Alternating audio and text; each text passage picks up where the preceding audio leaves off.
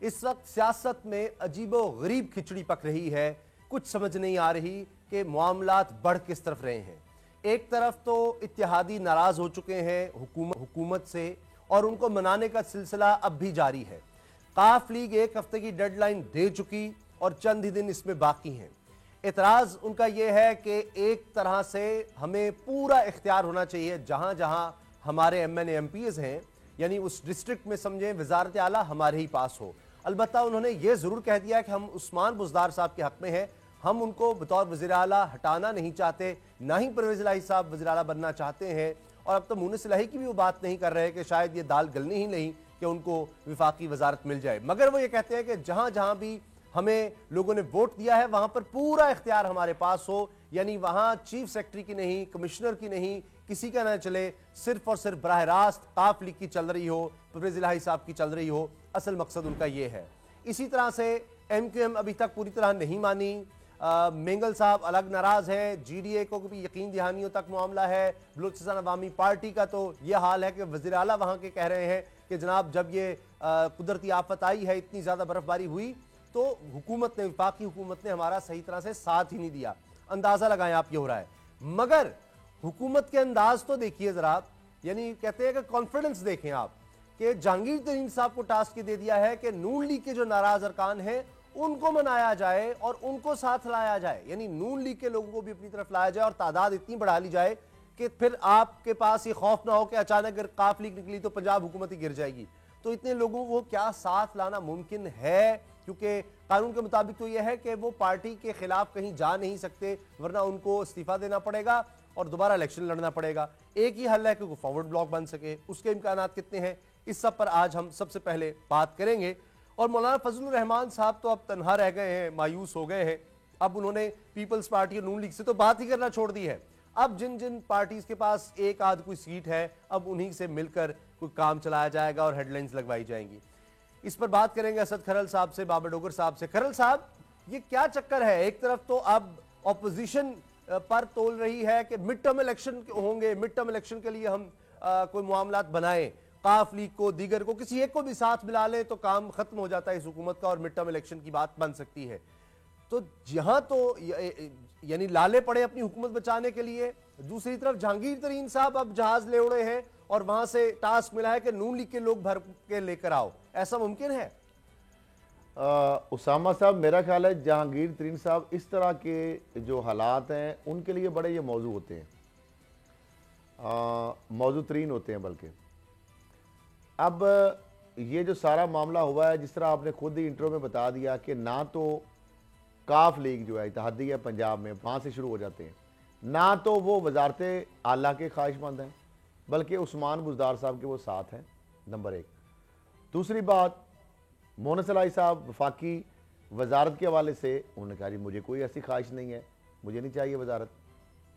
तीसरी चीज़, उनसे जो एग्रीमेंट किया था उस्मान बुज़दार साहब, जिसको एडमिट करते हैं, जो लास्ट वीक मीटिंग भी हुई थी इस्लामाबाद में, जहांगीर तरीन, अरबाब शहजाद साहब, परवेज़ खटक साहब जो हुकूमती कमेटी थी, उनसे मोनस इलाही, तारक बशीर चीमा और दीगर उनके अरकान की, उसके अंदर भी उन्होंने ये बताया था, और उस्मान बुज़दार साहब भी, कि जनाब हमारा जो रिटन एग्रीमेंट है उसके अंदर ये था कि जो पोस्टिंग होंगी पंजाब के अंदर या मरकज़ के अंदर, उसके अंदर जो हमारा शेयर बनता है या हमें इतमाद में लिया जाएगा, कम अज़ कम हम कोलिशन पार्टनर हैं जब, फिर फंड जो है हमारे जो बनते हैं जायज़, जो शेयर हमारा बनता है वो हमें दिए जाएंगे। जो हमारे जायज़ काम होंगे इलाके में, ज़ाहिर बात है हमने कल को वोट लेने जाना है, तो लोगों के जो इंतज़ामिया होती है, पुलिस में होती है, ज़ाहिर बात है हर जो MNA MP है, पब्लिक रिप्रेजेंटेटिव, हर बंदा उसको फ़ोन करता है कि जनाब ये थाने में हमारा गलत बंदा पकड़ा गया, सही पकड़ा गया, उन्होंने ये करा दिया, झूठा पर्चा हो गया, सच्चा हो गया, पर्चा नहीं हो रहा, ये जनाब हमारी फ़र्द नहीं पटवारी दे रहा, ये नहीं कर रहा।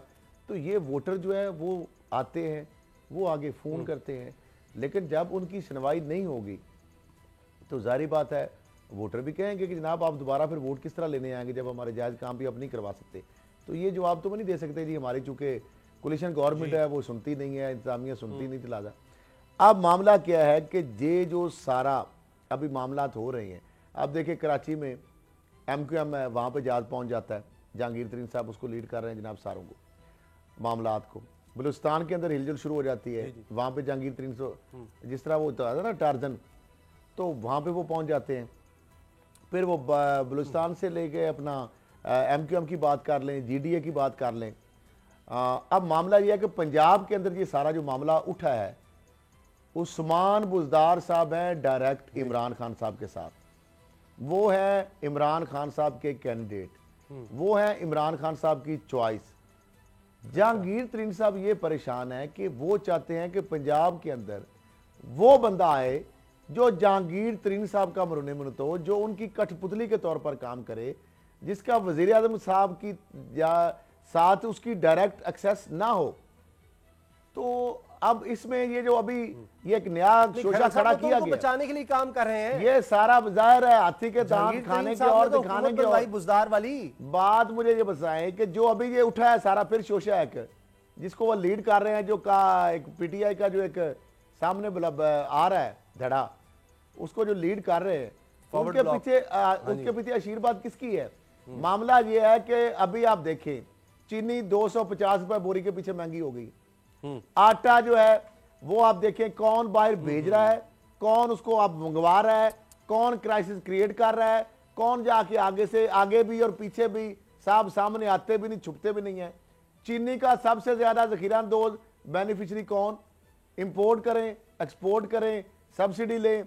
अब गंदम जो है उसका बहरान आ गया, गंदम बाहर किसको भेजने की इजाजत दी जाएगी? गंदम वापस बाहर से मंगवा कौन रहा है? सस्ती भेज के महंगी कौन मंगवाएगा? फिर महंगी मंगवा के उसको होल्डिंग कौन करेगा?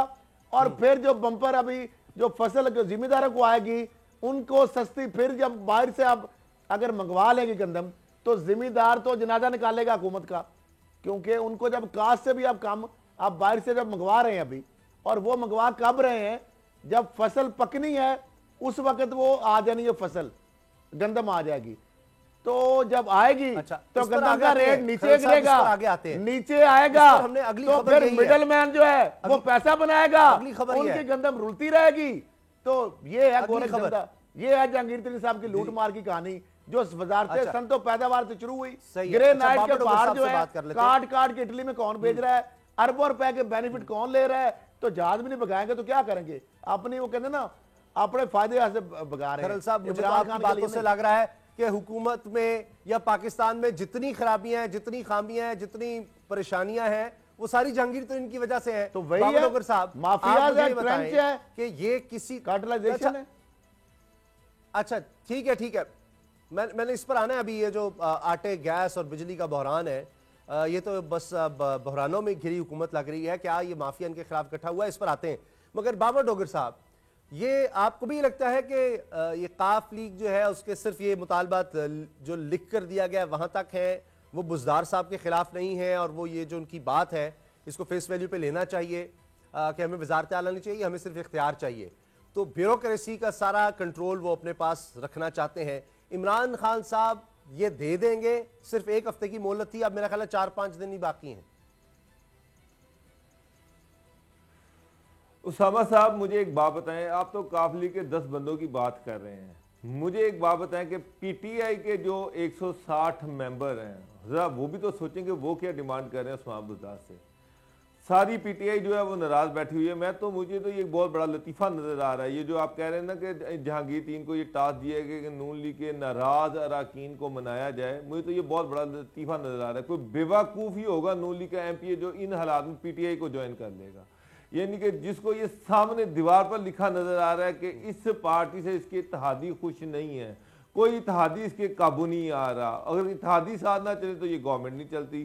खास तौर पे पंजाब में तो सिर्फ 10 बंदे इधर से उधर होने और गवर्नमेंट गिर जानी है। उसके बाद उस पार्टी का अपना कोई बंदा उससे खुश नहीं है। उस्मान बुज़दार के नीचे जितने MP हैं हर कोई रो रहा है, जितने मिनिस्टर हैं सारे रो रहे हैं कि जी हमारे काम नहीं हो रहे, हमारे जनाब जो है हमारी ब्यूरोक्रेसी सुन नहीं रही। ब्यूरोक्रेसी के हालात ये कि पहले जब उस्मान बुज़दार साहब के पास कंट्रोल था, उन्होंने भी ढूंढ कर जो करप्ट अफसर था वो लगाया।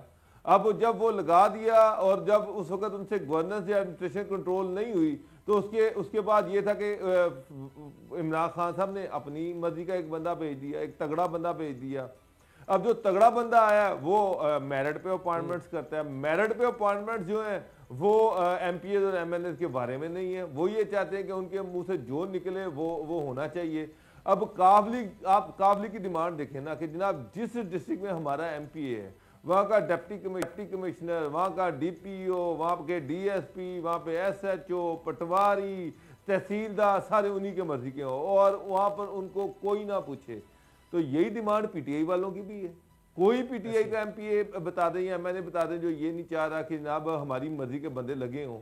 जब सारे इन्हीं की मर्जी के बंदे लग जाएंगे तो फिर गवर्नेंस और एडमिनिस्ट्रेशन कौन संभालेगा, कौन करेगा? मेरा मतलब है अब पॉलिटिकल लोगों का मसला ये, वो कहते हैं जी हमने जाके इलेक्शन लड़ने हैं, हमारी तो ब्यूरोक्रेसी बात नहीं सुनती। ब्यूरोक्रेसी बात सुनती, वो कहती जी जायज़ काम जो है वो हमें दे दें, वो हम सारे कर देंगे, नाजायज़ आपका होना कोई नहीं है। ये जायज़ काम अगर इतने सीधे सीधे होते तो मसला ही कोई नहीं था। इनके तो ये है कि जनाब जिस बंदे को हम SHO लेके जाए, SHO हमें प्रोटोकॉल दे और जो जिसको हमने छुड़वा दें, जिसको पकड़वाना पकड़वा दें। ये इस तरह तो पॉसिबल ही नहीं है। ये तो पंजाब की बात हो गई। अब पहली बात तो बाबर साहब, ये तो चले पंजाब की बात हो गई। GDA का क्या मसला है, MQM का क्या मसला है, बलूचिस्तान आवामी पार्टी है, ये सब भी तो है, मेंगल साहब है, उनको मनाना है। तो जहांगीर तरीन अपने आप को सेफ तो नहीं करना चाह रहे, तहरीक इंसाफ को सेफ तो नहीं करना चाह रहे कि चले कुछ तो लोग होंगे नून लीग के, यानी 150 से ज्यादा लोग हैं, उनमें से कई साथ आने को तैयार हो सकता है। 10-15 भी अगर आ जाए, कुछ उनको मराद दे दी जाए, कुछ को 5-6 ग्रुप एक बने और उसको कोई मुशीर बना दिया जाए, कोई वजीर बना दिया जाए, तो जिनको कुछ नहीं मिल रहा वो इतने में तो खुश हो जाएंगे। यार उसामा साहब, आप किस दुनिया में रहते हैं यार? आप क्या बातें कर रहे हैं, मुझे तो समझ नहीं आ रही। एक जहाज जो डूब रहा है, जिसके अपने जो इत्तेहादी हैं वो इसे छलांगे लगा के वो बाहर छलांगे लगा रहे हैं, आप ये कह रहे हैं कि वहां पर नून लीग के लोग जो हैं नाराज के हम उसको बिठा दें। और भाई क्या अकोमोडेट करेंगे? ये गवर्नमेंट क्या ऑफर कर सकती है? काफली मिनिस्ट्रियां मांग रही है, खान साहब 100 दफा कहें, मैं 100 दफा कहता हूं कि वो मिनिस्ट्रियां मांग रही है। MQM इनसे मिनिस्ट्रियां मांग रही है, GDA इनसे मिनिस्ट्रियां मांग रही है, वो देने के लिए इनके पास है नहीं है। ये आप कह रहे हैं नाराज नून लीग के नाराज अरकान को ये ले जाए, किस बुनियाद पर लेके जाएंगे? फंड इनके पास नहीं है, पैसे इनके पास नहीं है, ब्यूरोक्रेसी इनकी नहीं मान रही और नून लीग के बंदे इनके पास आ जाएंगे। ओ जनाब, वो तो जो नाराज बंदे वो इनकी तरफ देखे वो पार्टी में दोबारा वापस जा रहे हैं कि भाई ना असली खुश है ताड़े को, आगे तो नजर ही कुछ नहीं आ रहा, किधर जाएं, किसके पास जाएंगे? क्यों GDA क्यों नाराज है, क्या मांग रही है मुझे बताए ना? MQM क्या मांग रही है? उसके बाद आप देखें मेंगल ग्रुप क्या मांग रहा है, वो बलूचिस्तान के फंड मांग रहा है। MQM जो है वो कराची के लिए फंड मांग रही है। GDA जो है वो कह रही है कि हमें मिनिस्ट्रियां दें, फंड दें। काबली कह रही है कि जनाब हमें मिनिस्ट्रियां दें, फंड दें, वो इनके पास है नहीं है। तो फिर मसला ये है कि आप ये कह रहे हैं कि नून लीग के लोग आ जाएंगे।